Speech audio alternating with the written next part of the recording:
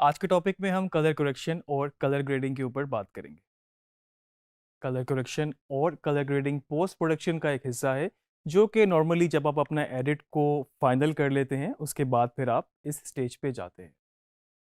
Film environment में proper colourist की ये जॉब होती है, जो कि फिल्म को पोस्ट प्रोडक्शन में कलर ग्रेड करता है, एक स्पेसिफिक लुक देखता है, और अगर जितनी भी कोई इसमें प्रॉब्लम हो एक्सपोजर वाइज या फिर टेम्परेचर वाइज तो वो उसको सेट करता है। दो डिफरेंट चीज़ें हैं, जैसे कि मैंने पहले बताया, तो मैं दोनों का आपको डिफरेंस ही बताऊंगा। लेकिन इससे पहले अगर हम सिर्फ कलर करेक्शन पे बात करें तो कलर करेक्शन क्या है? ये एक ऐसा टेक्निकल प्रोसेस है जो आपकी फुटेज को नेचुरल दिखाने के लिए, नेचुरल एज इन आपकी जो आंख जिस तरह नॉर्मल चीज़ों को देखती है उस तरह से दिखाने के लिए अगर आपको उसको थोड़ा सा चेंज करना हो अपनी फुटेज को। क्योंकि अक्सर होता क्या है, फिल्मिंग के वक्त प्रोडक्शन फेज में आपके पास जो कैमरा सेटिंग्स होती हैं, कहीं पर अगर थोड़ा सा वो अप एंड डाउन हो गया, या कहीं पर कोई एक्सपोजर या टेम्परेचर अगर प्रॉपर मैनेज नहीं हो सका, जो कि बड़ी कॉमन रूटीन है, हो जाता है ऐसा, क्योंकि आपने एक कैमरा पोजीशन चेंज भी करनी है, आपने लाइटिंग सेटअप भी चेंज करना है, और आपने डिफरेंट कैरेक्टर्स को डिफरेंट शॉट टाइप्स में लेना है, तो आपके कैमरे के सेंसर और लेंस के हिसाब से उसमें डिफरेंस हो सकता है। तो उनको मैच करने के लिए और उनको इस तरह से ट्यून करने के लिए कि आपकी एक नेचुरल आंख एक नेचुरल कलर्स को जिस तरह से देखती है उस तरह से आपको वो इमेज नज़र आने लगता है। इसके अलावा आप कह लें कि जितना उसको ट्रीट करते हैं तो वो उतना ही रियलिस्टिक होता है और क्लीन होता है, कि एक नॉर्मल इंसान की आंख जिस तरह से उसको देख सकती है। इसके अलावा अगर मैं बात करूं इसके बाद फिर कलर ग्रेडिंग पे, तो बेसिकली कलर ग्रेडिंग क्या है कि आप अपनी ही इमेज को, अपनी फिल्म को एक स्पेसिफिक लुक, एक स्पेसिफिक कलर, अलग से थीम जो कि रियलिस्टिक शायद ना हो, इस तरह से देते हैं कि और कलर स्कीम्स इसमें ऐड करते हैं कि वो उसकी एक लुक एस्थेटिकली बदल जाती है, उसमें थोड़ा सा ड्रामा ऐड हो जाता है। आप ये कह सकते हैं कि बिल्कुल ही उसका एक फील आपको शायद देखने में उस तरह पता भी ना चले, लेकिन ओवरऑल आप उसको देख सकते हैं कि उसकी बिल्कुल फील बिल्कुल बदल चुकी होती है। ये एक ऐसा प्रोसेस है जिसमें आप इमेजेस को, अपनी फिल्म को, वीडियो को, उसके अपीयरेंस को डिफरेंट इन्वायरमेंट के हिसाब से बदल सकते हैं।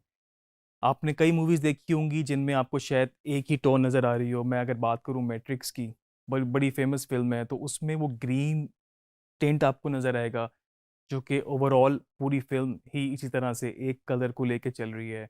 300 मूवी थी, उसमें आपको एक वार्म एक सेपिया टू नज़र आएगी, तो इस तरह से वो उसको लेके चल रहा है ओवरऑल। तो वो सारी चीज़ें जब प्रोडक्शन के वक्त इस तरह से नहीं थी, लेकिन कलर ग्रेडिंग में उसको इस तरह से बनाया गया। तो हम कह सकते हैं कि जो कलर ग्रेडिंग है वो थोड़ा सा नॉर्मल रूटीन से, नॉर्मल आंख जिस तरह से देख रही होती है नेचुरली, उससे थोड़ा सा हट के उसको थोड़ा स्टाइलाइज कर देती है। थोड़ा सा कंट्रास्ट, ब्राइटनेस, कुछ कलर सैचुरेशन, उसमें ग्रे वाइट लेवल थोड़े से डिफरेंट हो सकते हैं, और ये इसको एनहेंस करती है, जिसमें ड्रामा ऐड हो जाता है, थोड़ा सा सस्पेंस ऐड हो जाता है।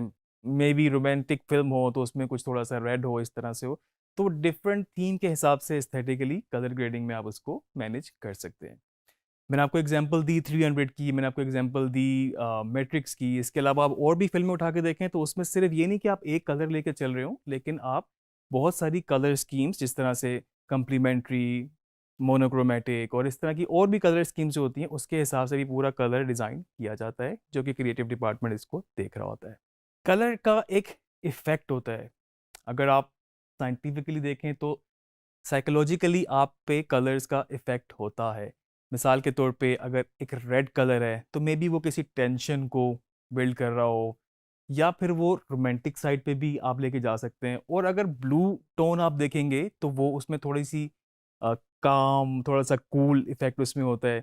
दोनों के बारे में मैं आपको डिफरेंस थोड़ा सा बता दूं। जैसे कि हम बात कर चुके हैं, कलर करेक्शन में आपके पास एक बेसिक नेचुरल आंख को जिस तरह की चीज़ दिखाने के लिए आप उसको उस तरह से चेंज करते हैं, या फिर कोई कैमरे की अगर कोई गलती हो तो उसको आप सेट करने के लिए, उसको बैलेंस करने के लिए अपने शॉट्स को लेके जाते हैं।